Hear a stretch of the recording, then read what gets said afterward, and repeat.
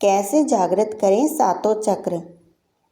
भारतीय योग शास्त्र के अनुसार मानव शरीर में 7 चक्र या शक्ति केंद्र होते हैं। आइए हम आपको बताते हैं इन सोए हुए चक्रों को जागृत करने का आसान तरीका और इससे होने वाले फायदे। आधार चक्र। मूलाधार चक्र को जगाने के लिए नियमित इस चक्र पर ध्यान लगाना चाहिए। ध्यान लगाते समय लम मंत्र का उच्चारण करना चाहिए। इसके अलावा जीवन में अच्छे कर्मों पर ध्यान देना चाहिए। प्रतिदिन व्यायाम, योगा आदि करना चाहिए। इसे जागृत करने से व्यक्ति के भीतर वीरता, निर्भीकता और आनंद के भाव आते हैं। स्वाधिष्ठान चक्र। दूसरा चक्र होता है स्वाधिष्ठान, जो मूल से थोड़ा सा ऊपर होता है। अगर इसे जागृत कर लिया जाए तो क्रूरता, गर्व, आलस्य, प्रमाद, अवज्ञा, अविश्वास आदि दुर्गुणों का नाश होता है। इस चक्र को जागृत करने के लिए घुटनों के बल सीधे बैठ जाएं और हाथों को अपने जांघों पर रखें। इसके बाद हथेलियों को आपस में एक गोले की तरह जोड़कर चक्र पर ध्यान लगाएं। इस योग के दौरान वाम मंत्र का उच्चारण करते रहना चाहिए। मणिपुर चक्र। नाभि के पास मौजूद चक्र को मणिपुर चक्र कहते हैं।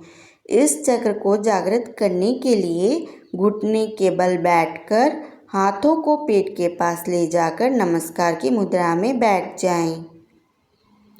इसके बाद मन ही मन रम मंत्र का जाप करते हुए चक्र पर ध्यान लगाना चाहिए। अनाहत चक्र हृदय स्थल में स्थित होता है। अनाहत चक्र दिल के पास रहने वाले इस चक्र के प्रभाव से मनुष्य में कला का गुण आता है। ऐसे लोग हमेशा कुछ नया करने की कोशिश करते रहते हैं। इस चक्र को जगाने के लिए योग की मुद्रा में बैठ जाएं और अंगूठे से तर्जनी उंगली को छुएं। अब एक हाथ को हृदय पर रखें और एक हाथ को जांघों पर रखे रहें। मन ही मन यम मंत्र का जाप करते रहना चाहिए। विशुद्ध चक्र। यह चक्र गले पर होता है, जहाँ वाणी की देवी माँ सरस्वती का वास माना जाता है। इसके जागृत होने से मनुष्य में 16 कलाओं को ग्रहण करने की क्षमता बढ़ जाती है। साथ ही मनुष्य पर भूख, प्यास और मौसम के प्रभाव बेहद कम होता है। इस चक्र को जागृत करने के लिए घुटनों के बल बैठकर दोनों हाथों को जोड़ें और फिर गले के अंत में विद्यमान इस चक्र पर ध्यान लगाएं। ध्यान के दौरान हम मंत्र का जाप करते रहना चाहिए। आज्ञा चक्र। दोनों बाहों के बीच स्थित चक्र को आज्ञा चक्र कहते हैं। इसे बेहद विकसित शक्ति चक्र माना जाता है। इस चक्र को जागृत करने के लिए काफ़ी ध्यान और अभ्यास की आवश्यकता होती है।